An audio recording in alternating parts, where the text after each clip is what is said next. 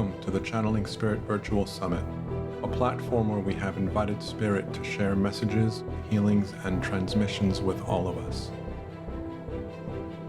May this energetic experience help us to expand our awareness and to deepen the relationship we have with our higher self, our spiritual team, and with Source, however we define them.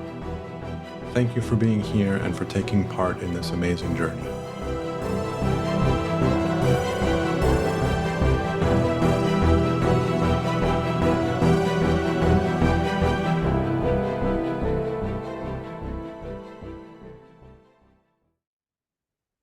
Hello and welcome to the Channeling Spirit Virtual Summit. My name is Daniel Martinez Stahl. This is Season 8, Episode 6. I am going to be the focus of this episode, and so I'm going to be hosting myself. I am the guest speaker and the host. So welcome. I have, as always, no idea what I'm going to be talking about. I did pick a topic to share with you guys as kind of like a general idea, which is lessons, tests, and karma released. And so when I was trying to kind of figure out what felt current for me, I started playing with this idea of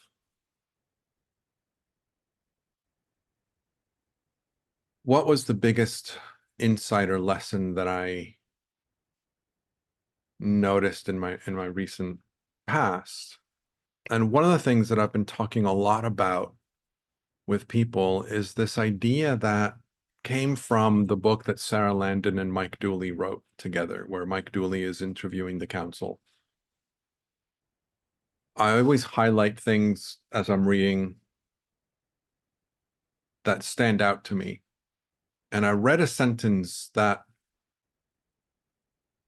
I didn't reflect on until afterwards. And so I don't even think I highlighted it. I just went past it. But it stuck with me and it came back later.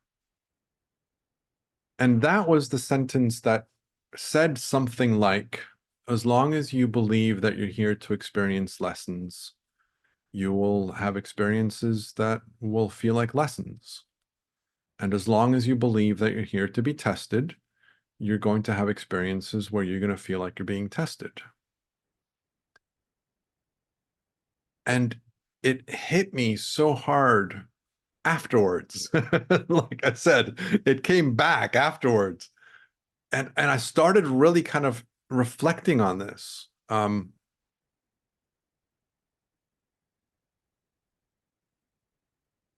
And give me 1 second. I've got a box over here that's going to annoy me.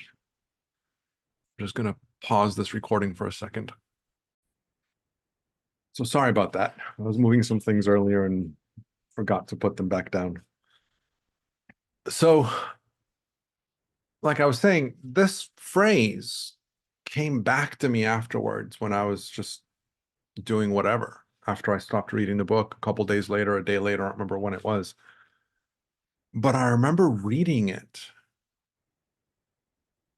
And the more that I thought of it, the more I started feeling into the truth of that statement, where I'm done with lessons. I'm done being tested. I've got a good friend of mine who's also sharing things with people. And she talks a lot about how our spirit team will always test us. And whenever she says it, it doesn't resonate with me. And I never really quite thought of it too much until, again, I read this statement and I realized I'm not here to be tested.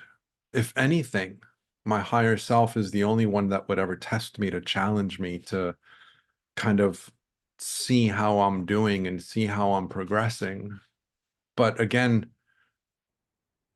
I don't feel like I'm in that mindset anymore.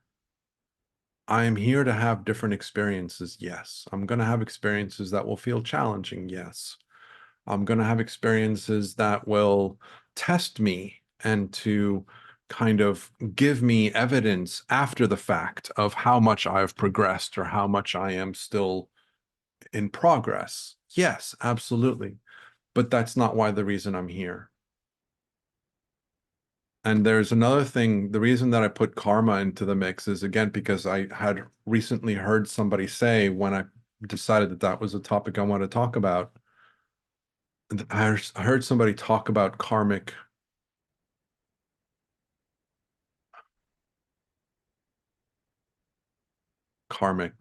something, karmic ancestry, karmic lineage, karmic something. And again, this comes from the council. When I first started listening to the council, they said something which really landed true for me, which was there is no such thing as karma. Karma is a human made up idea. And if spirit is genuine and honest and truthful when they say that there is no judgment, why would there be such a thing as karma? Programming, question mark. Well, yeah. Well, programming in what way? That we are programmed to believe that that's true, or that, what do you mean by programming, Annabelle? Okay to unmute. Yeah, of course. Um, well, I was just sort of thinking that it's sort of like a human conditioning that you decide that Yeah. something is karmic because it doesn't feel very nice, or and you keep repeating the same thing, and therefore it becomes like karmic programming. Yeah. Yeah. And That's the idea makes sense, right? That, what comes to me is a response of the way that I am with others as a way of control, right? It's a way of telling people, be good to other people, because if you're not, then it's going to come back to haunt you later. And so the birth of karma begins. And the reason that for me this is really powerful and really helpful is because of this idea and this concept that I'm not here to make up for any wrongdoing from another life that I'm living or from some things that I've done in my past. Now, that's not to say that if I get engaged with somebody and I act in a way that ideally I would rather not, that I'm not going to apologize afterwards. That's not what I'm talking about at all. But this idea that we have karmic energy that we need to resolve or to heal from past lives. And believe me, I'm a past life facilitator, in between life facilitator. I love all of that stuff. And there are elements, and I'll talk about this. There's a relationship between our alternate lives and our current life where we are processing and managing, resolving issues, energetic areas of resistance that another aspect of us isn't able to handle because of their emotional, spiritual, current situation. And because we're all connected, it gets farmed out.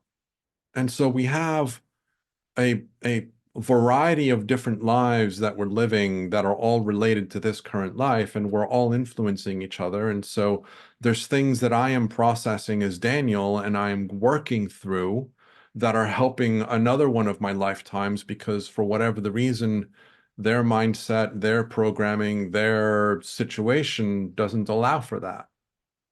And so there's a relationship between these things. But that doesn't mean that I am healing through this issue because I have wronged somebody in that other lifetime. There is an element where there's a relationship between lifetimes. So assuming that another version of me murdered somebody in a lifetime, and then in this lifetime, I am working on finding peace with that same soul, the two are related. But it isn't because me finding peace with them in this lifetime isn't because I murdered them in that lifetime. They're two different experiences that we collectively chose to experience with each other. But one isn't the result of the other. They're just related to each other. But it isn't because of some lesson that we need to learn or some test that we need to give ourselves or some karmic healing that we need to go through. Does this make sense? Now, again, as I always say, take everything I say with a grain of salt because this is only my perspective and my point of view. This is something that I started to get a deeper appreciation for. And what's really fascinating for me is that my language has changed. When I talk about myself and my relationship to self and my relationship to source and the reason why I'm here in this lifetime, my language and my energy has shifted away from the idea that we're here to experience lessons, which was my idea up until, X number of months ago, that we're here to experience lessons. Not that we're here to be tested, because that never really settled right with me, but we're here to experience lessons. And I'm no longer of that belief. Now, what's really fascinating with the shift in our humanity is that we've lived thousands of years in an energy where it was a lot about lessons and about testing and about challenges and about separation.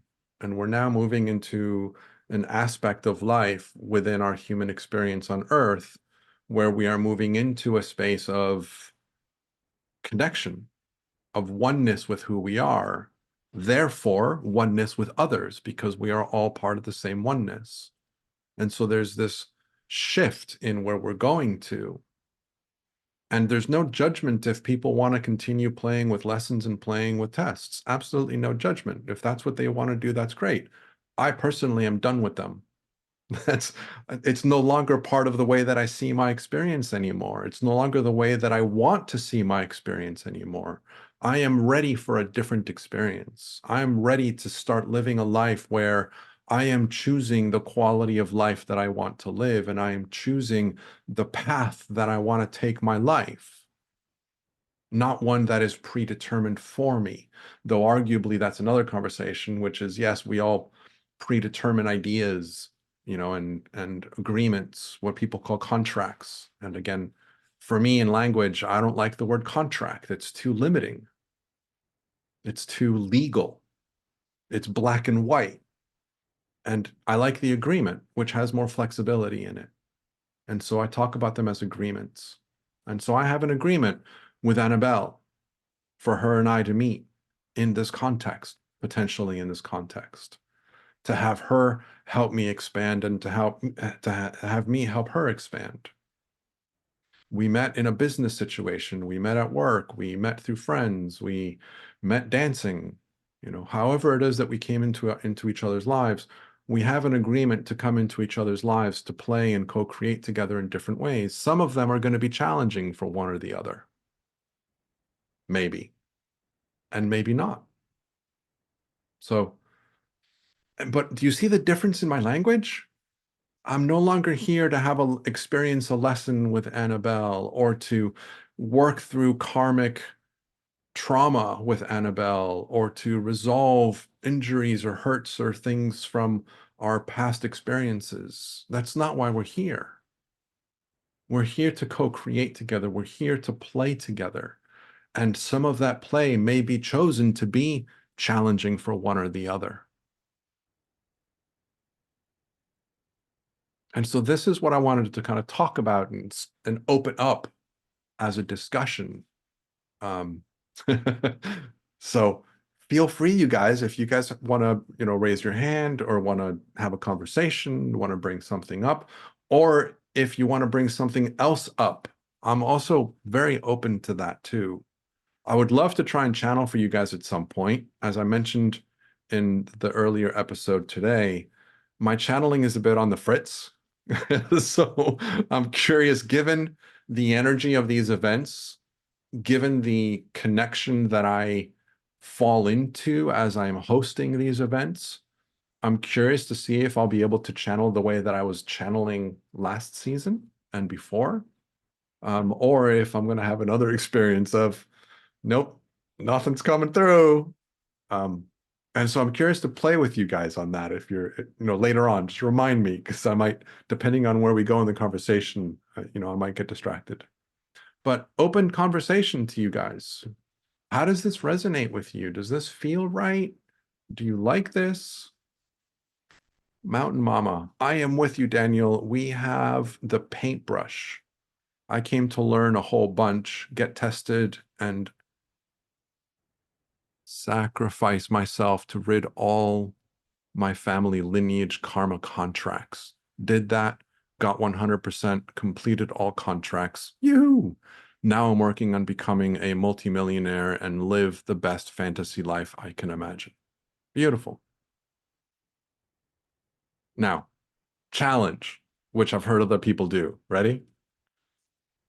Take again. A lot of people say this, and there's truth in what they say. So I'm repeating it, which is I hope that you're living the fantasy life that you can imagine before you have your millions, that it isn't a conditional experience, right? I'm not going to live my fantasy life until I've got my millions. The idea that we're stepping into is live your fantasy life and the millions will come. That's the invitation that spirit keeps on throwing our way. But not it's that it's millions will come, is that what we need will be there for us. And I might need millions where Annabelle, and I'm picking on you a lot today, where Annabelle doesn't need millions. And so she's happy with hundreds of thousands because she doesn't need anything more than that. It's not the lifestyle that she's interested in. And again, there's no judgment. There's no better or worse. But the invitation here is for us to start following our joy, being authentic to what feels right for us, being authentic to what inspires us to do.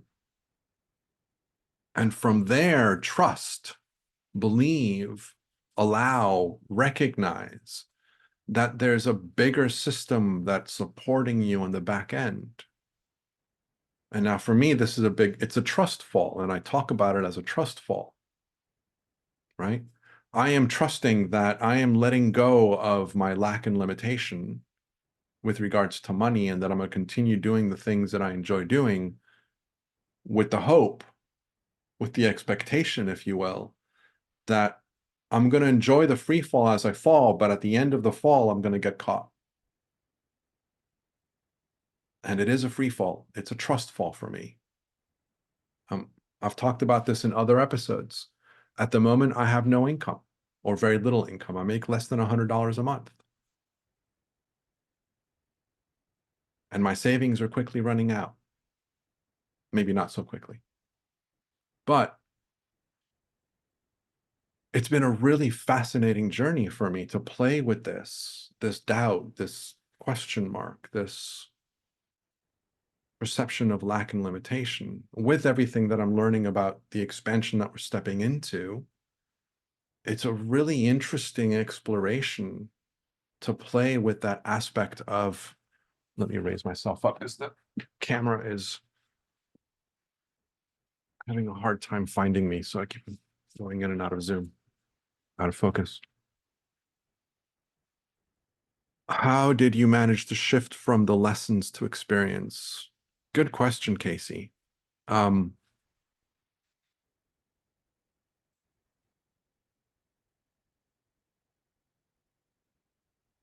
the last number of years, and I've been talking about this from day one of this series, I've been looking towards a perspective of life which is fundamentally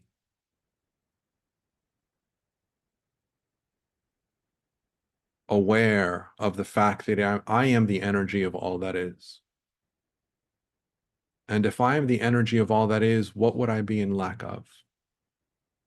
If I'm the energy of all that is, what would I need lessons for? If I'm the energy of all that is, why would I need to be tested? Now, having said that, again, what people have said, and I align with it, is that Abraham Hicks, in his book that I read, it's the only book of his that I've read, of theirs. Sorry, Esther. It's the only book of theirs that I've read. But within that book, they start talking about how we are at the forefront of existence. We are at the front line of consciousness.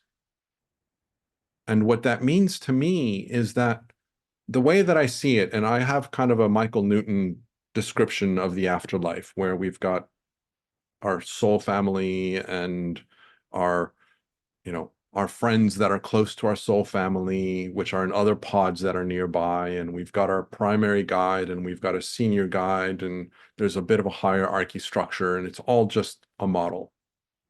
And there's no distinction between them. And I know all of that, but nonetheless, I like the model structure. And so I align to that and I use that for my own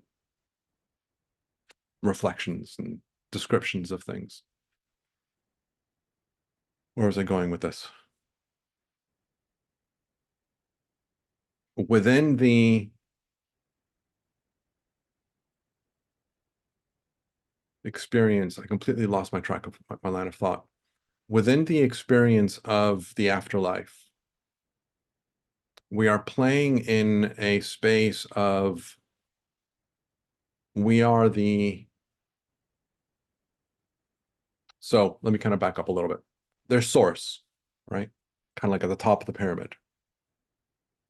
And source ends up dividing itself into individualized energies that have a perception of self. And they all play in different ways. Some of them play as angels, some of them play as dragons, some of them play as unicorns, some of them play as humans. Let me back up a little bit. Only energetic. So some of them play in different ways. Angels, guides, healers, Akashic record keepers. These are all energetic perceptions of self that are all part of, or it's not a subset, but they are a part of source energy. And there's a connection between them all. So they're all one energy, but yet they're playing in a space of a perception of self. And as we play in the space of a perception of self, we as souls, again, changing language a little bit more, okay? We as higher selves or an oversoul, I don't use oversoul too much, but some people use an oversoul, and I've heard people define oversoul different than a higher self, which confuses me more, because for me an oversoul is a higher self. But anyway, language, spiritual semantics. But okay, so source creates a bunch of versions of itself that have a perception of individualized self so that they can play with a personality and with interests and with desires and with motivations and with an identity of self, a perceptual identity of self. Within, and I'm going to use myself as an example, okay? My higher self has presented itself to me with a name that I was never going to remember, and then it changed to Andromeda. And I was like, okay, I can remember that. So my higher self is Andromeda. So Andromeda has decided that as part of, and I'm going to refer to it as a her, Andromeda decided that as part of her exploration, she's going to create a bunch of other versions of herself to go and experience life in different forms. So there's kind of like this split. So I am a subset of Andromeda, though I am the totality of Andromeda at the same time, just like Andromeda is a subset of Source, but yet is a totality of Source as well, just with the perception of separation, the perception of identity. Now, what tends to happen in our human world is that that perception of identity becomes more tangible. In the afterlife, in the life between lives, as Michael Newton talks about it, in the afterlife, our perception of individualized self is clearly seen as only a perception. It is not seen as a truth. In our human experience, for the last number of thousands of years, we have chosen to come into a perception where we believe the separation of self to be true. And so it's no longer a perception, but an experience of.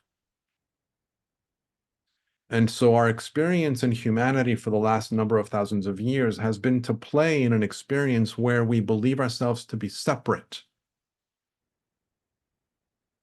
where we are identified as individuals and we feel ourselves as individuals, where Annabelle and I are different beings, are different people, and there's nothing between us, because I am physically within the body of Daniel and Annabelle is within the physical body of Annabelle.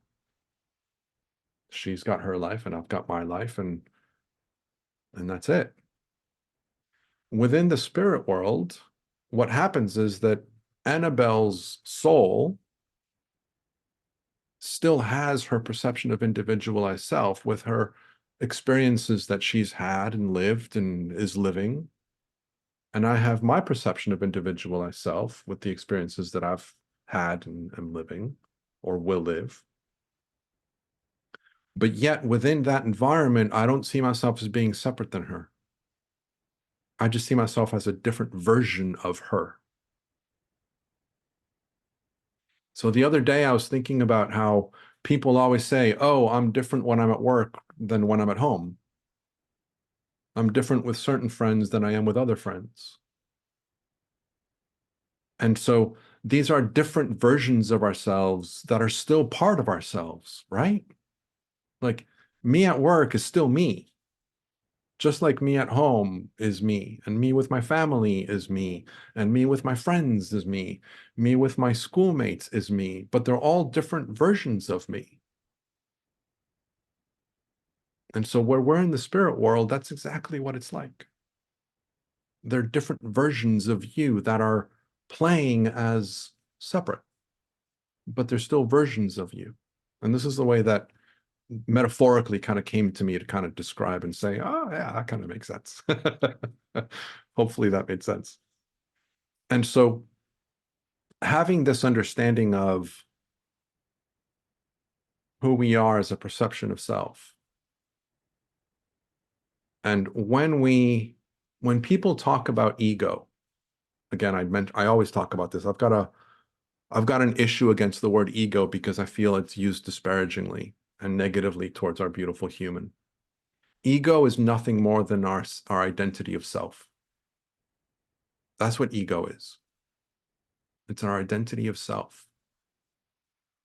As an individualized higher self energy with a perception of self, that entity also has an ego. They also have their likes and their dislikes and their interests and their aspirations. That's why some souls decide to go down the path of healing, others go down the path of teaching, others go down the path of guidance, others go down the path of, dot, dot, dot, because they all have their own individualized preferences and they have their skill sets. Again, the way that they were constructed energetically is that, Daniel's or Andromeda's perception of self is going to have a personality that likes adventure and likes to explore. That's part of her personality, which is innate to her. That's her ego. Me or my human thinking, Annabelle, me or my human thinking as a mom and dad, etc. What do you mean?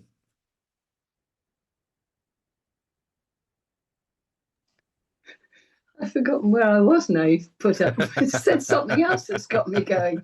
I've never Sorry. thought of no, I've never thought of souls as having egos. I sort of thought that was a human thing. I mean, my take was that the souls are the formless part of us, come down to experience life in whatever form, and that yes, I suppose it's interesting what you're saying, because presumably from the various different lives that each one of us or one of us our souls has had, spirits had, they must build up to a degree certain things that they want to do. What was my comment? Oh yes, was it? Me or You my said human something about thinking as a mom, a dad, etc. yeah. So that's the human ego, which is I see as being totally separate to the soul or spirit. Yeah. Well, I mean, again, what I started noticing, I talk about this a lot because a lot of my path is influenced by the teachings of Sydney Banks, which is the three principles description of life, which is all of life is created from the energy of life, your ability to experience life, which is consciousness, and the power to think. And then the combination of those three flavors creates every experience that we have. And now the description of the three principles is a description that is used to describe the human condition, the human experience. What I started noticing as I was playing in this world is that it isn't the human experience. It's also the animals. It's also the plants, because we're learning that plants also think. There's a beautiful book that a lot of my friends talked about. I haven't read it yet. But it talks about how the plants, there's evidence now that plants are sentient beings. It isn't just instinct that says when a plant's leaves start getting eaten by the plant that it'll release a hormone into the air that will inform the other trees to change their chemical structure in the leaves so that they don't find it, so that the insects don't find it appealing. Yeah. It isn't just instinct. It's actually an active engagement. Isn't that, but there's the difference between the thought with the capital T, which is the energy of thought, Yes. and thinking, which is Yes. each individual person's. And I don't think that plants have that little t thinking. I think they just deal with the big one, which is why they all act as one. I mean, trees will have a, will work with the fungi, will work with, it all works as a system, whereas we can cut ourselves off and work as individuals completely separate to everything else. And I would beg to differ. And I would beg to differ. Yeah. And why do I say that? If you look at animals, for example, and I'm going to bring plants in as animals, but if you look at animals, for example, you get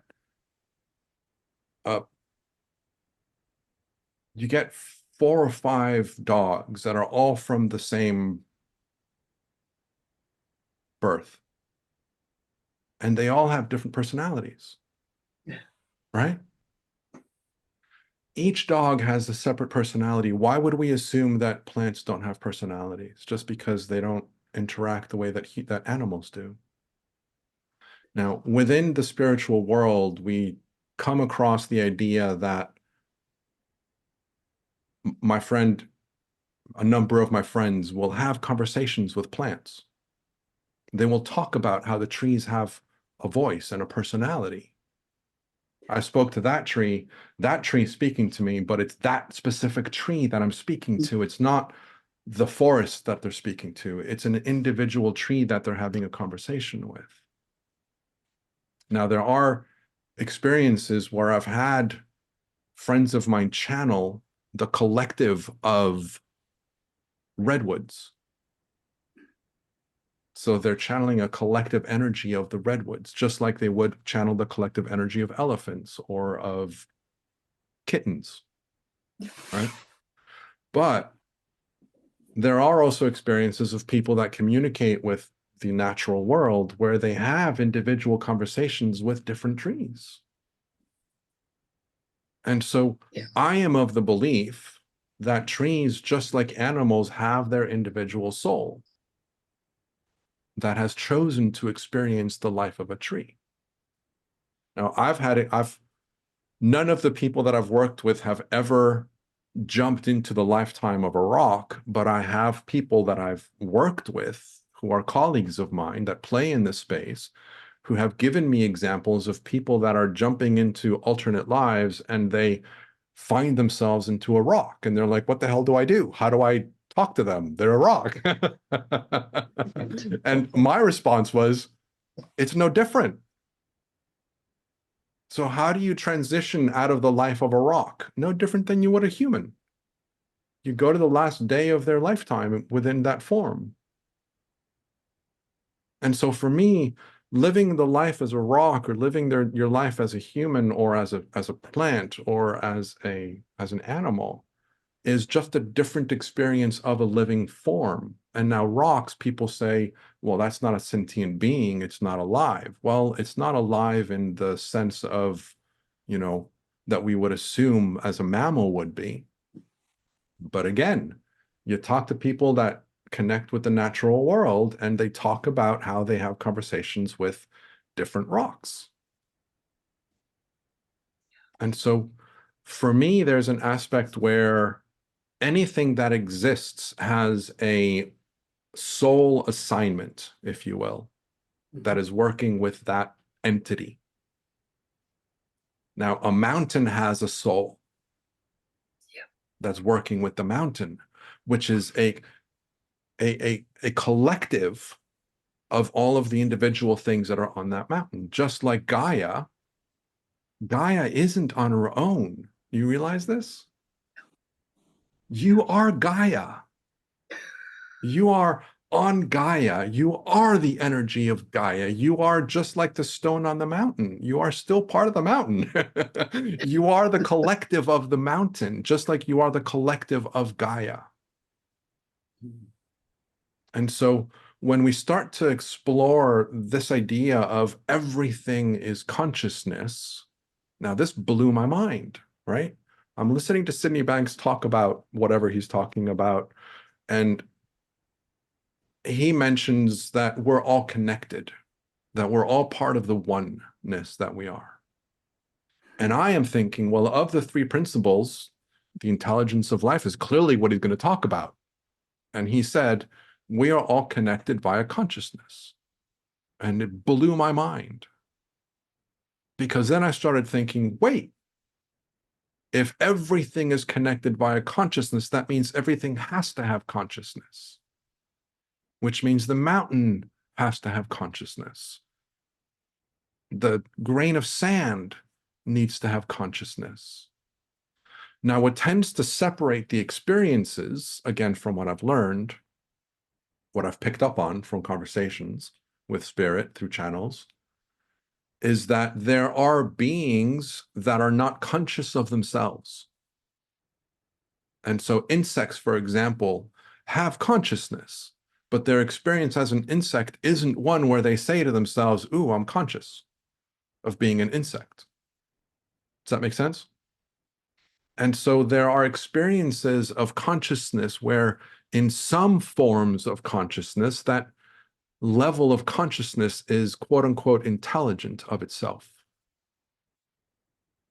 And there's other forms of consciousness, which in that experience of consciousness isn't.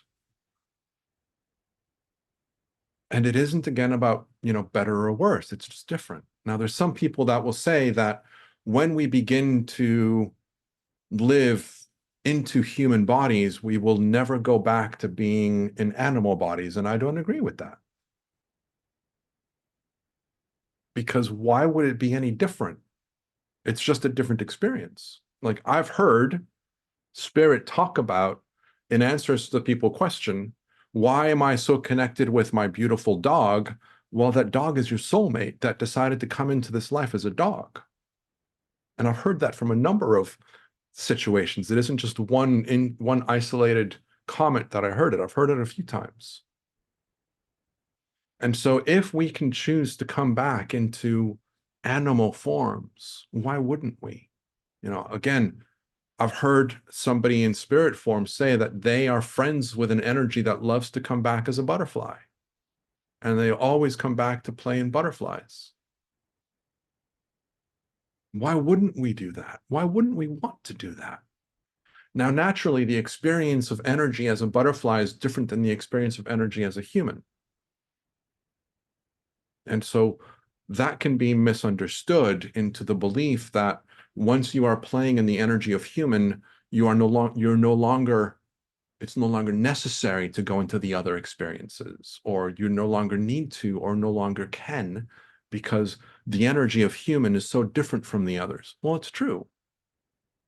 I can't bring the energy of human into another life form. But that's always the case. The energy of human is the energy of human.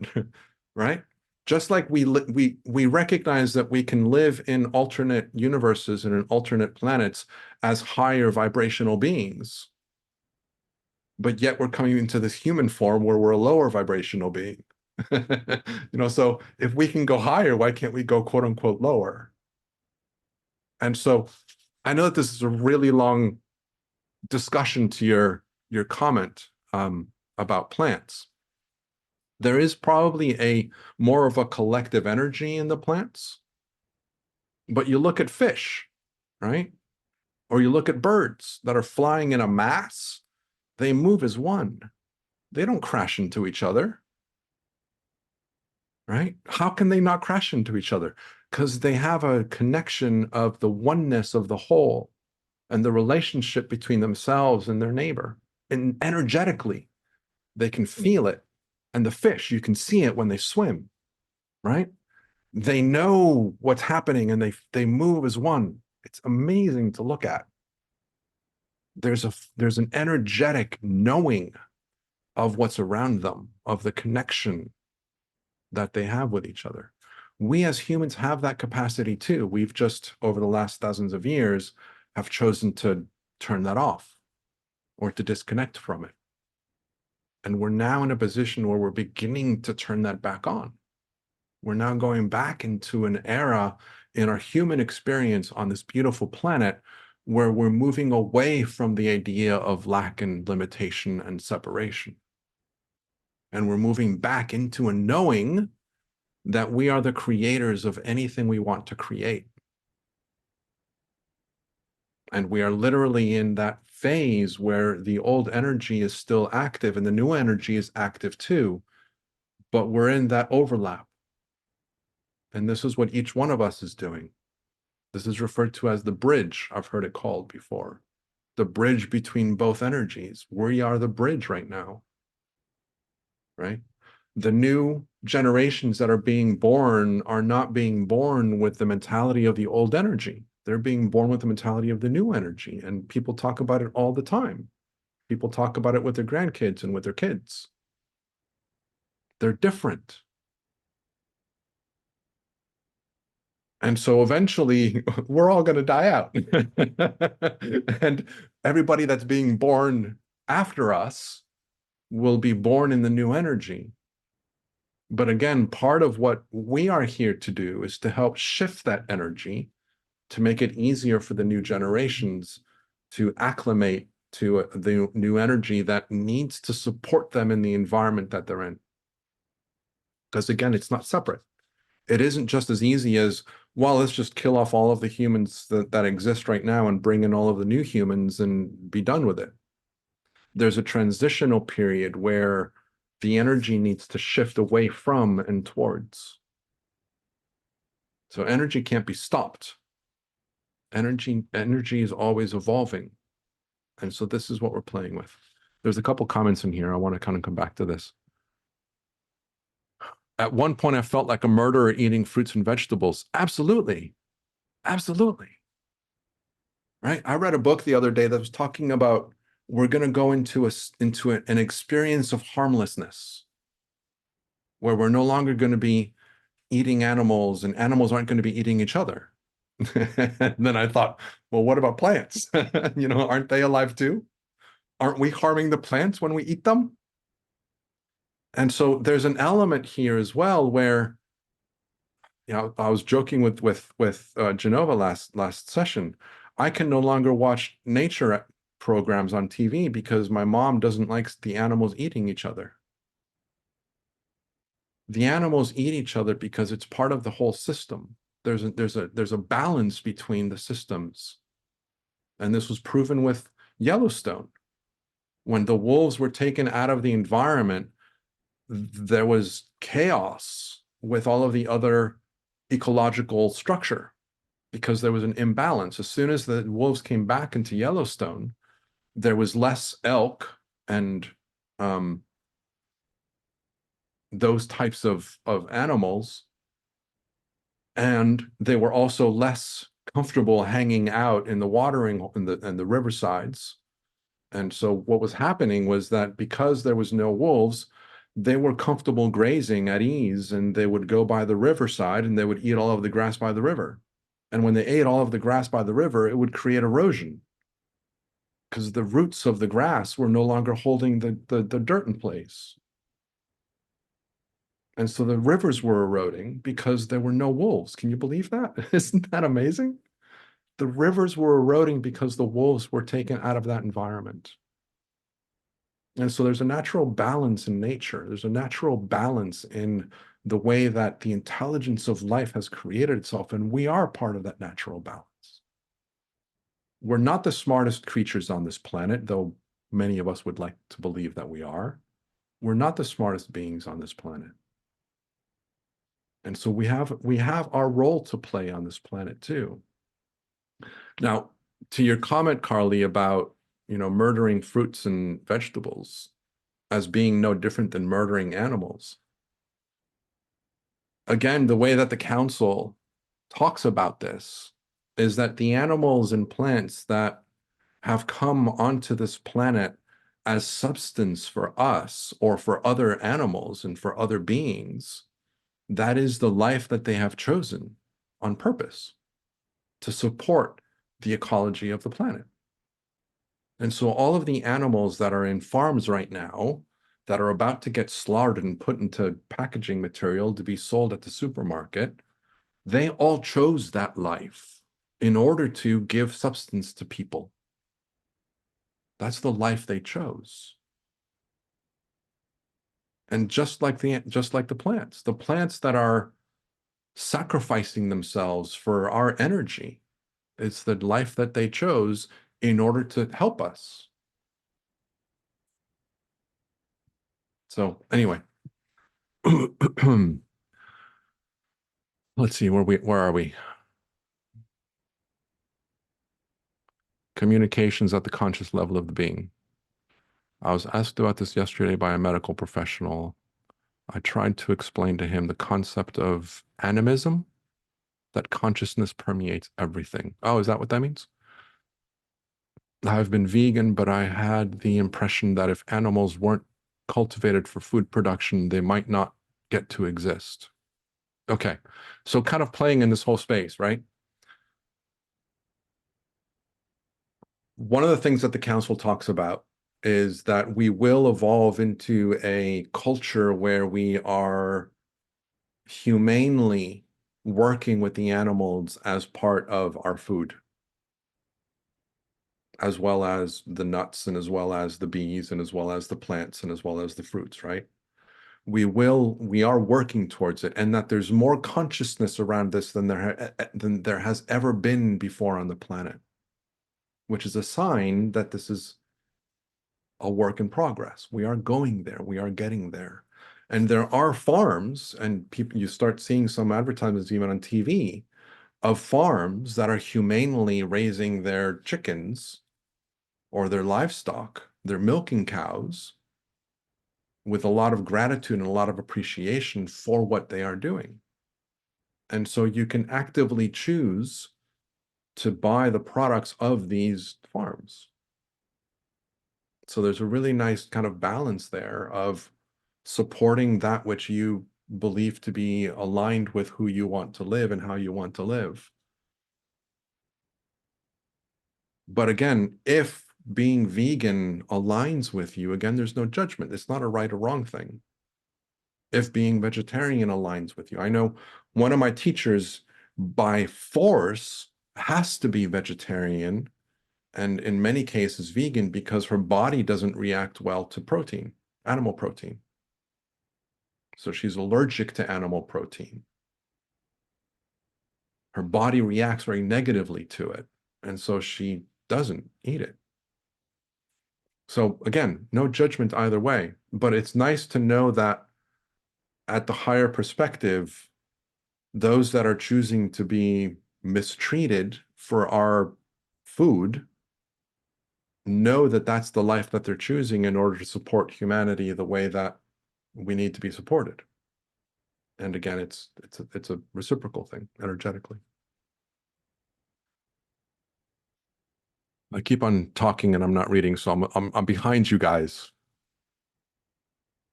Um, I've never talked to something as a group, plants and trees, just talk individually as regular people. There's a constant that takes place between predator and prey. Are you aware of Veda Austin's work with water? It's an intelligence with which she is communicating. It's amazing. I've heard of a lot of people working with water. Water is one of those amazing elements that has a memory. You know, again, Spirit is talking about this. Part of the reason that the ice caps are melting is because there's a memory that's stored in the ice. And as those ice caps are melting, that water is then coming back into the consciousness of the planet and working its way through the consciousness of the planet. And it's necessary for where we're evolving, which again is very interesting to kind of play with and think about.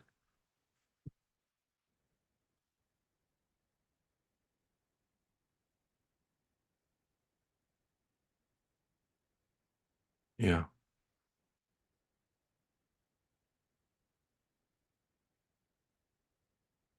So there's comments here about how the animals are slaughtered and the energy within it. Okay. My 2 cents. You will experience the life that you will experience based on the beliefs that you're believing to be true in the moment.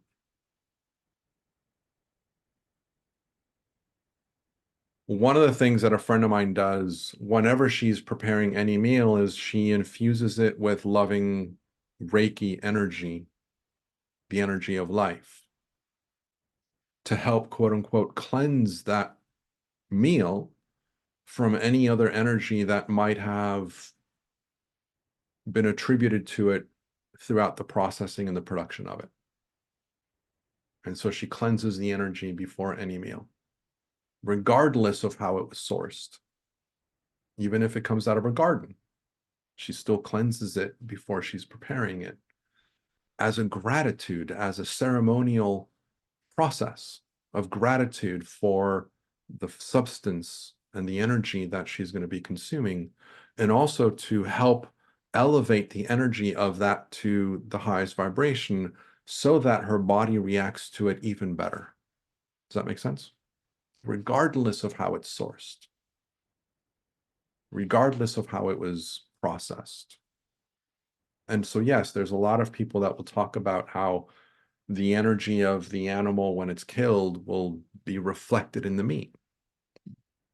Naturally, if when we start to recognize the power of energy and the vibration of energy, one can say that that isn't far from what is perceptually true, right?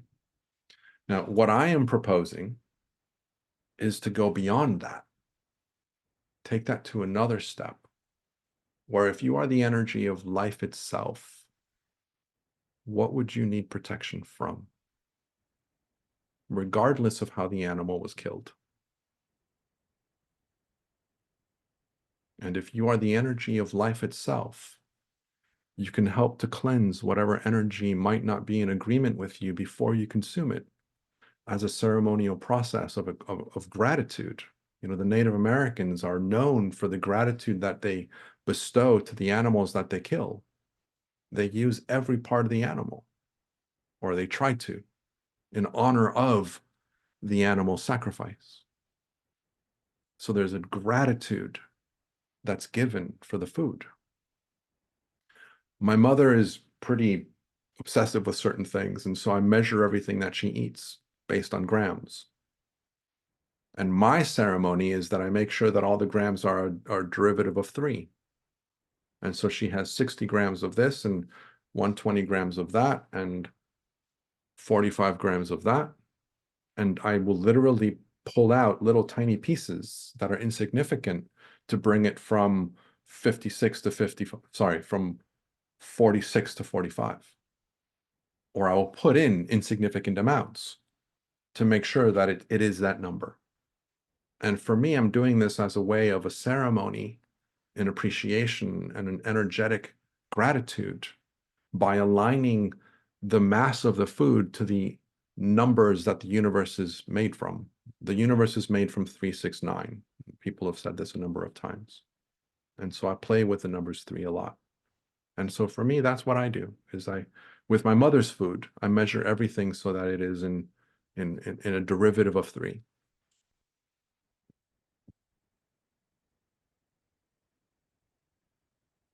So Carly says, I heard that a lot of anxiety and depression in the human population comes from internalizing the emotions of the animals that they eat at the point of their death, if they are scared or sad about the slaughter. Okay. So a couple of points here. Matt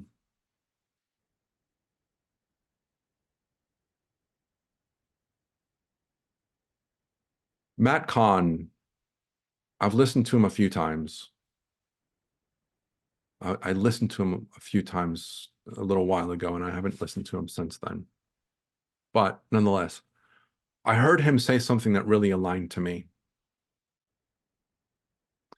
which is that for people that are energy sensitive, what he refers to as empaths, for people that are energy sensitive, part of our job, our role, what we are here to do on the planet is to transmute energy,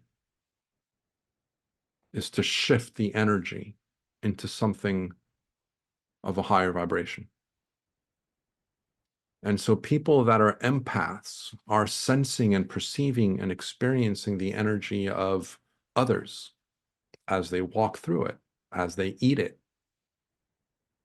And because they're energy sensitive, they're feeling an energy. But because they don't know what they're doing, because they aren't aware of what is happening, they give that energy importance and meaning. And this is now my words. They give that energy importance and meaning and misinterpret it as depression or anxiety or anger or fear, which is what that energy was. But it wasn't that I am feeling that energy because it's mine. I'm feeling the energy because this is an energy that's been attached to the meat from the animal. And because I'm energy sensitive, what I am doing is I'm releasing that and transmuting it and shifting it. And the more that I am aware of this as being the process and the role, the gift that I am giving the planet, the less I actually engage with these energies that are quote unquote negative or unwelcome. Because it becomes a process. It's not, this isn't mine. This isn't my anger that I'm feeling. It's an energy of anger that because I am sensitive enough to feel it, I can shift it. Isn't that fascinating? I love that idea. I absolutely love that idea. And so similar to this idea of the animals being slaughtered, if you're energy sensitive and you're picking up on that energy and you don't understand what's happening, it could very easily go into a depression or an anger or an anxiety. Now, again, coming back to the 3 principles, that understanding talks a lot about how the mind works. The mind works in one way, and it is a parallel description to the law of attraction. The emotions and the thoughts and the things that you are focusing and paying attention to are going to invite more of the same. And this isn't a judgment, it's just the way the system works. When people go into a depression, what they do is they start to focus on why they're depressed. And then they focus on why they're depressed. And they focus on why they're depressed. And more they become more and more depressed. And it's nothing more than that.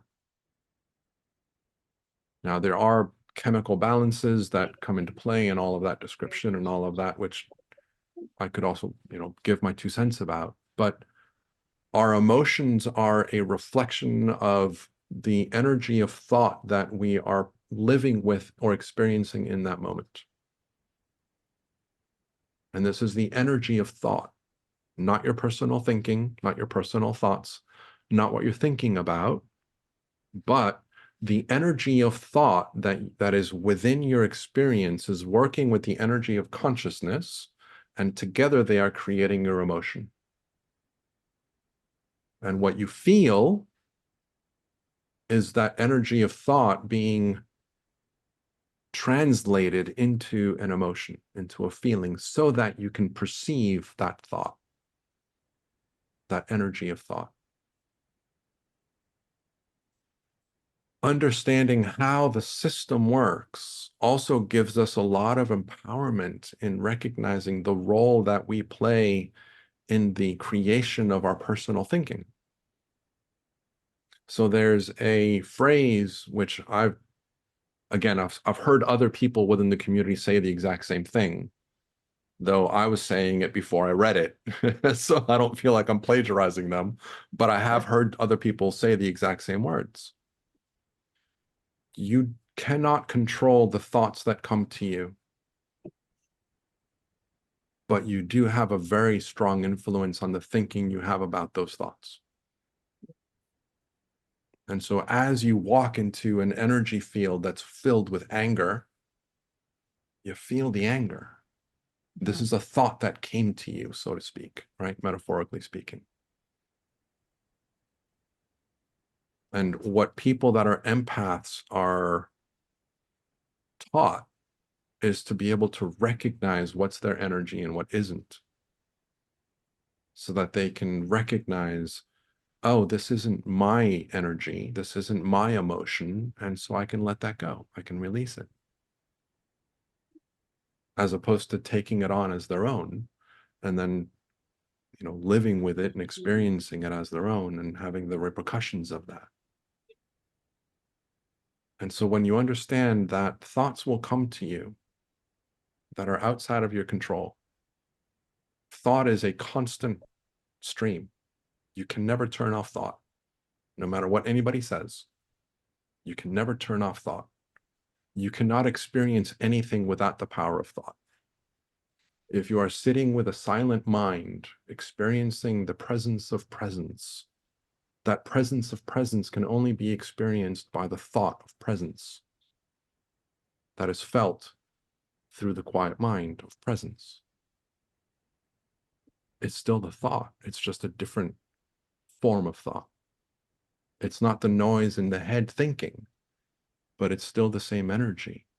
And this is what Annabelle was talking about or asking about, which is the difference between the big T thought, capital T thought, and the small t thought, which is the personal thinking thought. So hopefully that helps.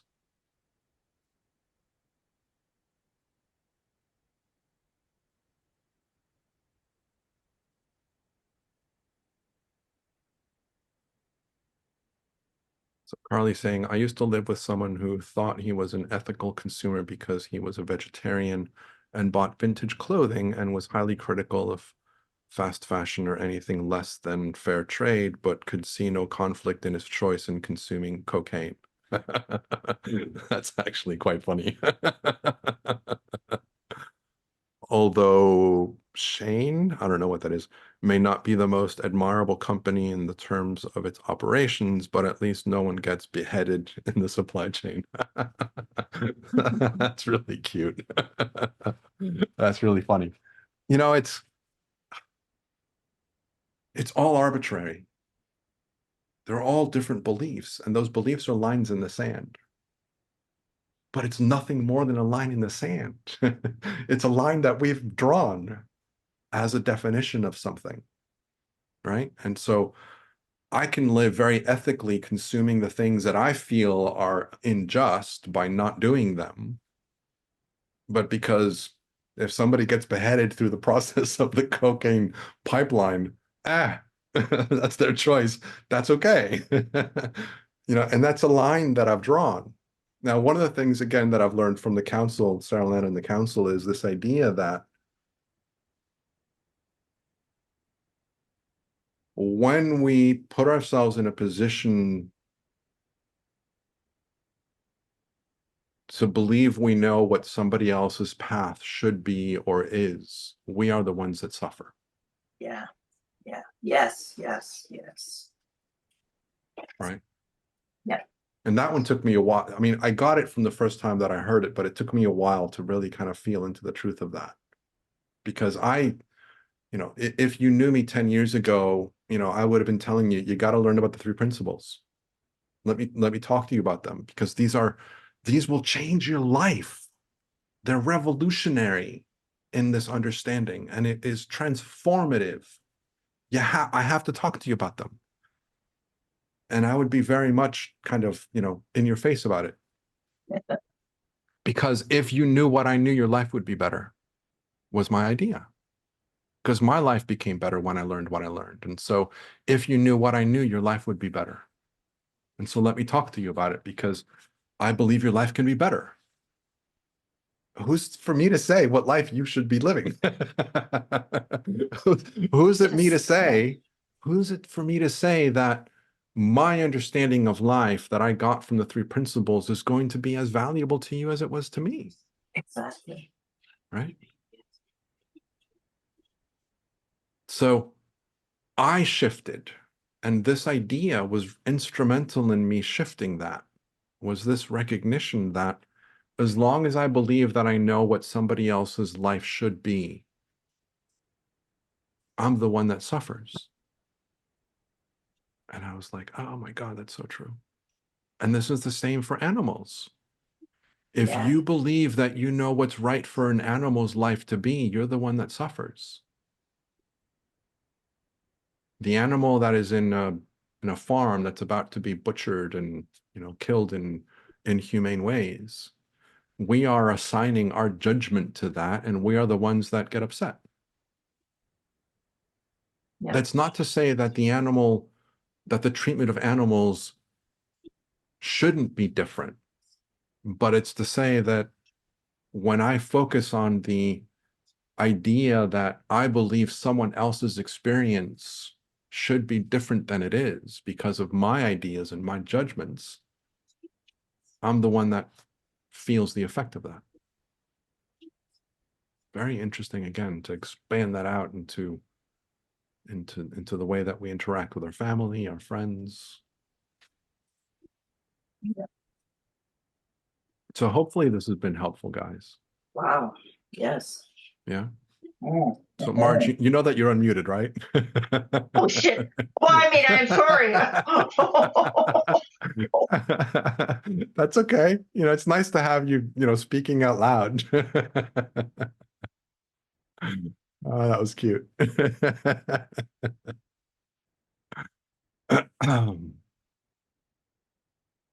All right. Shall I try and connect and see if somebody wants to come through?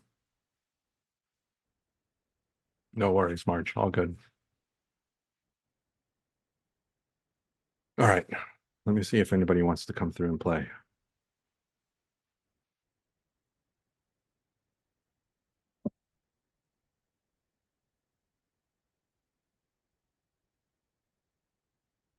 And so I'll kind of talk to you guys through this. The way that I was connecting to channel before, bring this closer. The way that I was connecting to channel before is that what I do is I quiet my mind. I go into my perception of self. I go into my awareness of self. Not just my awareness of my human, but I go into my awareness.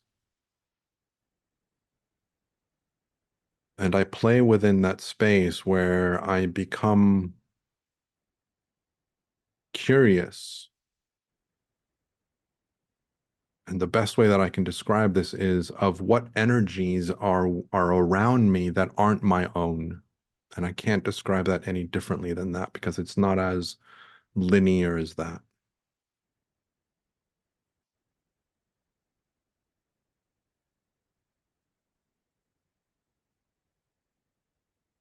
And it's hard to isolate because I feel a big collective, and this is the collective of the event.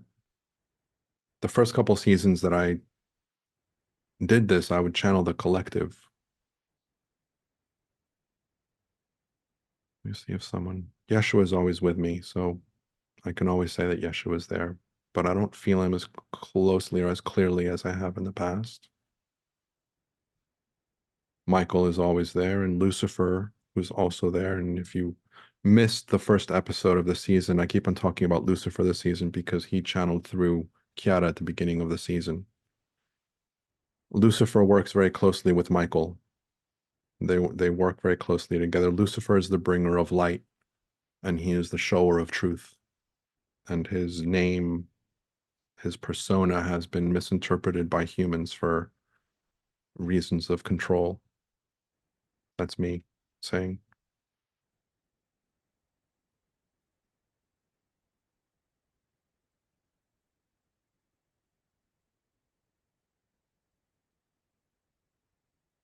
And then what I would listen for is thoughts in my head that would want me to say something. And then typically I would say, oh, I'm not going to say that. And then I would start laughing because I would realize that, wait, I'm not going to say that because that wasn't me putting the thought in my head.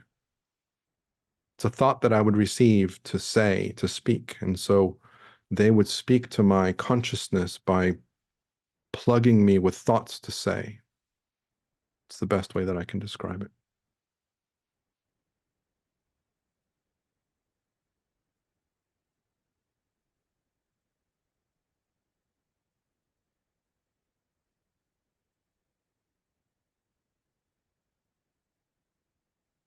And now what happens is that I get an energy that tells me something, but it isn't the thought in my head to share. It's more of a message to me. And so what I got was, we're here with you. But it isn't them speaking through my awareness for me to turn that into my vocal cords. It's like a message that they give me.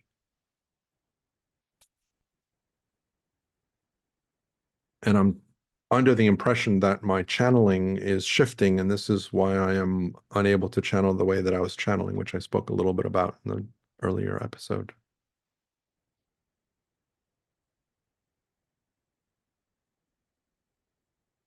And so I got the thought, you're always channeling. We are always channeling. But again, it's a different thought. It's not a thought for me to let them speak through me. It's like a thought they're giving me to then repeat to you. A different feeling to it.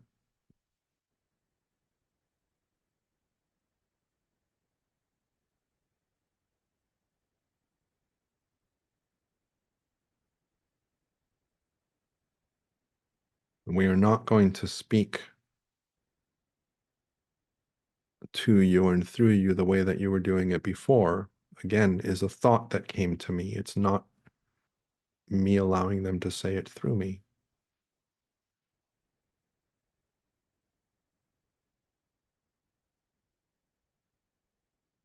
Okay. Can we play with this? Can you guys speak through me? No. Okay. So I'm just going to repeat what they're sharing with me. The energy is shifting. The energy is changing all around us.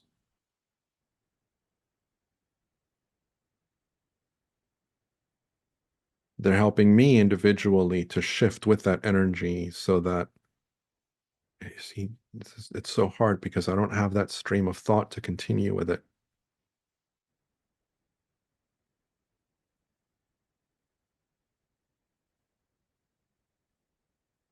So the message that they want me to share with all of you guys is, know that you are loved and that you are safe, regardless of what circumstances might appear to be.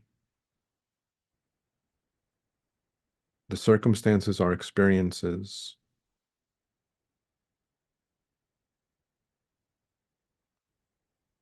Again, playing with the language, they're playing with me. They're saying these experiences are lessons and tests.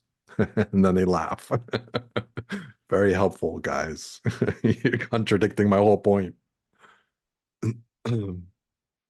These experiences that are felt and had by you are experiences that are useful for you and for others. And those others may be in a small pod, like your family, your friends, your nearby ones, and others may be a larger collective, which expands outwards, out beyond our experience of Earth and into other dimensions and other areas.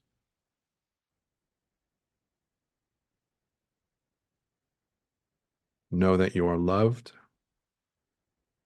Know that you are cared for. Know that you are supported. You are guided. Know that we are always with you. We are always with you. All you need to do is ask, and we will help you to the limits of our ability, to the edges of the agreements that you have put in place for how much assistance you are willing to receive at the higher level, in order for you to experience the things that you want to experience. There is no judgment. We are always, see, they're about to say that word again. We are always love. There's that word again. Sorry, it distracted you. What were you saying? We are all love. Again, I've got an issue with that, but I brought that up in an earlier episode. It's not an issue. I don't quite fully get that. So now they're telling me to stop talking, stop interjecting. But it's difficult not to interject because you guys aren't talking to me that way. Going back, we are all love.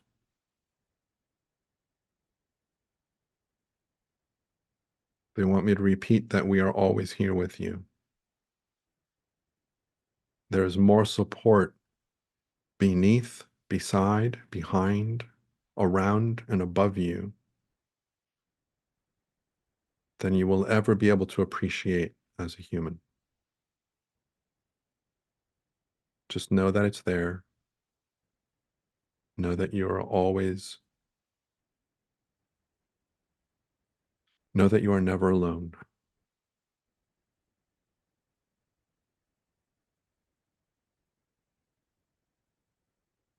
We are here with you.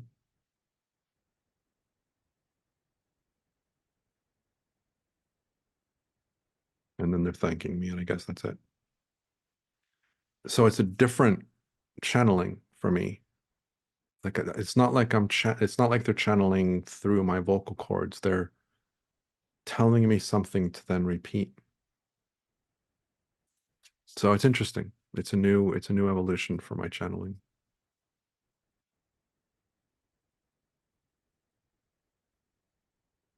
Okay. So hopefully my musings have been helpful. Thank you guys for putting in the comments and the things in the chat. I appreciate it. For Annabelle for letting me pick on you the entire time as my counterpart and co-creator. Divine playmate, if you will. Thank you, March. So it's interesting. It's a, and I was talking about this with somebody the other day, is I cannot connect to channeling the way that I was. And so I'm being forced into a new way of channeling that is foreign to me. And so I am, again, trying to figure out, okay, how do I do this? What do I do? What do I feel for? What am I listening for? What am I paying attention to? Do I think maybe soon you will just speak them? So I was speaking them up until 3 months ago. What I wasn't doing was allowing them to use my body for them to speak without me. That I haven't gotten to yet. And my guess is that I probably won't for a little while. That I'm probably going to develop this way of channeling first and get to a certain point within that before they shift me again. because this is a very different, it's a different energetic connection. So I've been told through a friend of mine who channels that I am going to channel deeper than anybody else that I am listening to right now. And I don't know what the hell that means. I don't know what it means to be channeling deeper than others that I am listening to. But I am being prepared for that. And this is why it's taking me a long time. This is why I'm a slow learner. They're building a foundation for something that has yet to come, that has yet to be created. And so this is what I've been told. And so my guess is that eventually I will get to a point where I can leave my consciousness far enough away for them to take over my body and speak to you without me being consciously present, which I am really, really, really, really interested in doing for a number of different reasons that align with the way that I want to work with people. But I also want to have the ability to channel the way that Kristen did, for example, in her session, where she was in constant communication with her team while she was talking with us without going into a trance state. That's what I think this is where I'm at right now, is I'm beginning to learn how to develop that so that I can start to recognize their ideas while I am speaking.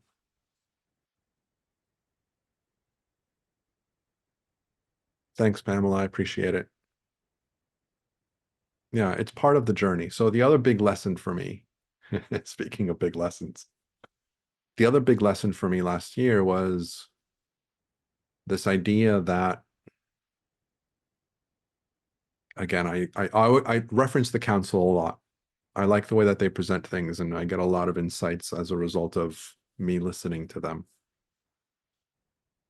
But the council was talking about how they gave the metaphor.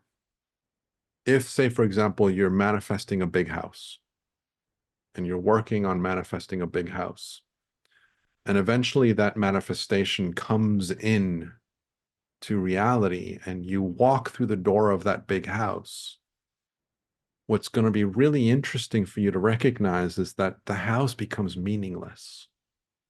You're going to start to think back of all of the things that led you into that big house. And as soon as they said that, and I'm paraphrasing completely because that was my interpretation of it, as soon as they said that, it blew my mind because I went, oh my gosh, that is so true. Whenever I found myself in a new situation, one of the things that I love to do is to look back at all of the small little insignificant things that needed to happen for this to actually take place. Like, I went to live in Singapore for a while, and that wouldn't have happened had this not happened, and had that not happened, and had that not happened the way that it did. And one thing kind of led to the other, which fed the other, and eventually I was given an opportunity to go to Singapore. And I realized that after the fact, I look at all of the little things that happen in between. And I realized, well, wouldn't it be more fun for me to actually look for those moments during the moment as opposed to after the fact?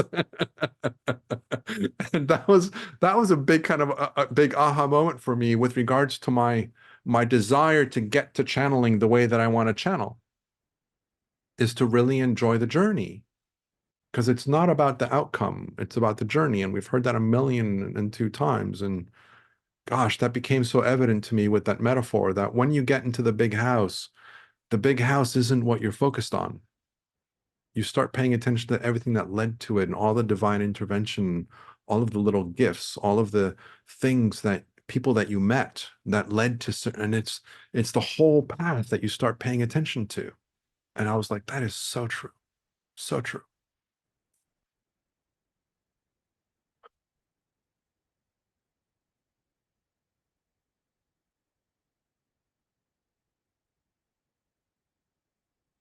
So thank you guys for your supportive messages.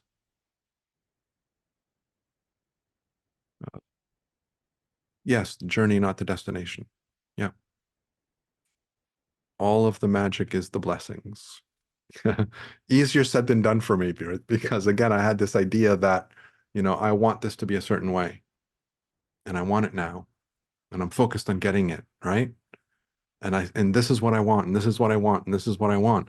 And there's a lot of things that play in the background of this, because again, if you're focused on what you want, you're not paying attention to what you're doing that was going to lead to you actually getting it.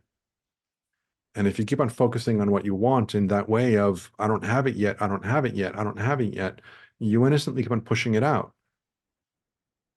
And so, again, if you think of a timeline where I don't have it yet today, but I might have it at the end of the month, if I keep that same mentality next month, guess what happens? It goes with me to another month, right? And we do this so innocently because, again, society teaches us to think this way. And so I'm learning more and more to shift that. Going back to the earlier question of how did I shift away from lessons and tested to just the experience, full circle moment. One of the things that I was learning and paying attention to for a number of years is the idea that if there is no judgment and that it is only an experience, there are no wrong choices. And if there are no wrong choices, there are no such thing as lessons, because lessons imply a right and wrong. But if there's no wrong choices and they're only just experiences, and we're here to have the experience of it. And that was helpful for me when I read that. And I just really bought into that idea of, if you believe that you're here to have lessons, you're going to create the experience of life where you're going to experience lessons, and there's no judgment. And if you believe that you're here to be tested by spirit, by your team, by source, by whoever, you're going to create experiences where where it's going to feel like you're being tested. And I saw the truth of that so profoundly. Assessment is also a judgment, my dear. Kitty, no judgments, just assessments. An assessment is also a judgment. It's just a smaller level of judgment. I would say no judgments, just observation. Observation is not an assessment. An assessment is a looking for, again, looking for right and wrong. Or let me rephrase this. One could easily be using the word assessment with judgment. Let me back out of that. So be careful with the word assessment, because assessment can also be judgment, though you may not be, because assessment can also be clean from judgment, but it can be very judgment ridden, just in a lower level of judgment.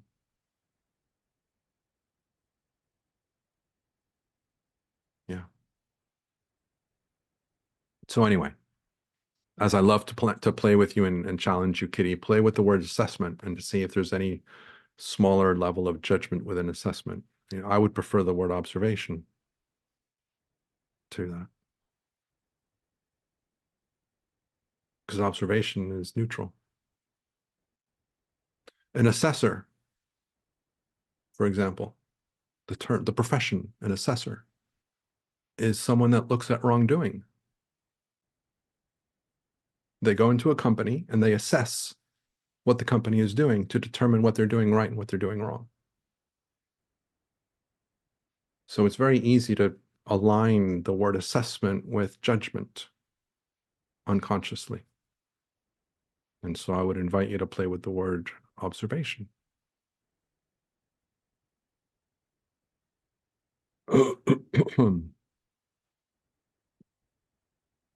So just observe your action as opposed to assessing your action. So Katie says, assessment is for my action. Judgment is what I place on others.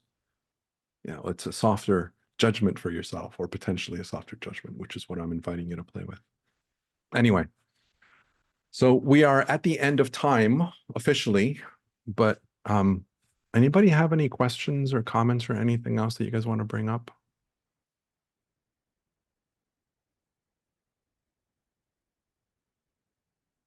Feel like a good place for us to come to an end?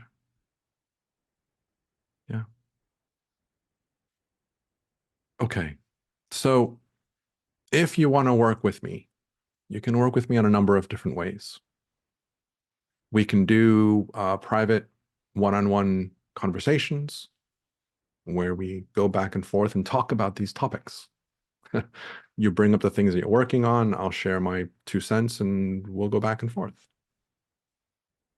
If you're interested in exploring your spirit journey, I'm happy to facilitate that for you. Have it be a past life, an alternate life, in between lives, or even just you want to have a communion with your spirit team and allow them to present you with a storyline or a metaphor that'll be riddled with meaning and messages that are relevant for you. Easy way to work with me, as I always say, is you can join my membership group where we get together every week, Thursdays at 1 p.m. Eastern, and we talk about these things. Somebody comes in and says, oh, I heard this on a podcast, and what do you think? And that gets us going, and then we just go.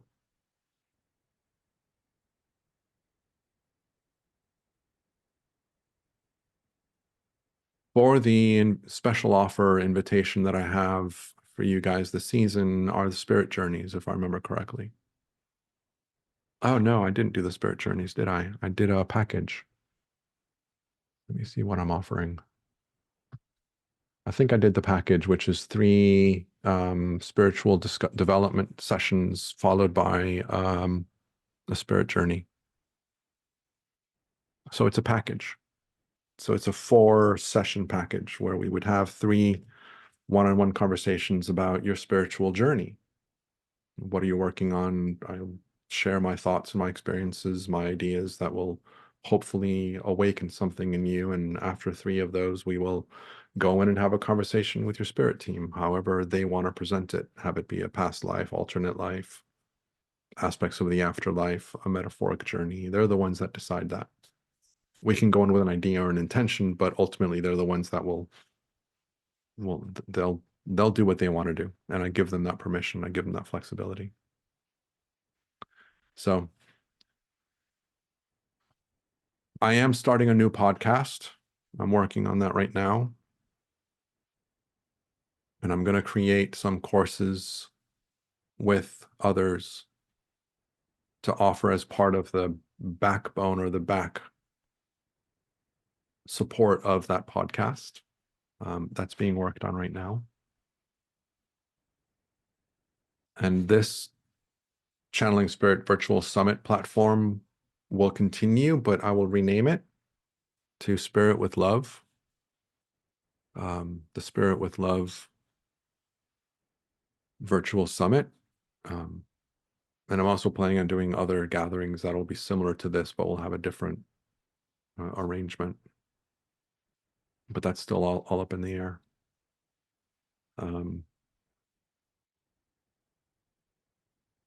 What else? Oh, my website, dms.lol or danielmartinezstahl.com.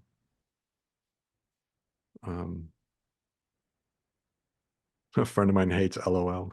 I always got a kick out of that. He hates that website. I think it's quite cute. Well, I like DMS LOL. So anyway, thank you guys for being here. Appreciate you sharing the time and sharing the space with me, and appreciate your comments, and hopefully the conversation was useful and helpful for you guys. And I will see you guys tomorrow if you're able to make it. Tomorrow we have Joe Monkman, Susan Kennard, and then Christy Slotemaker.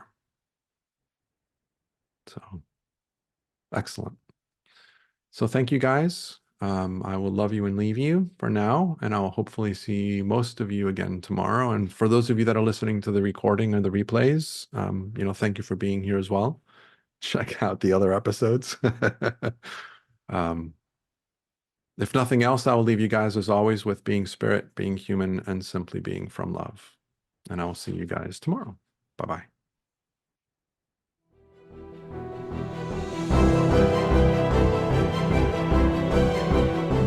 Thank you for being part of this incredible experience. We hope that this session has inspired a new level of understanding within you, allowing you to expand more easily into the essence of your true self and become an even more powerful alchemist in your own life. We invite you to listen to the session again and again in order to go deeper each time and expand even more. Have it be via the replays or the unlimited access package. If you have enjoyed being part of this event, we invite you to tell your friends so that they can join us in the future. We are grateful that you are here, and we thank you for co-creating this experience with us. Until next time, we leave you with being spirit, being human, and simply being from love.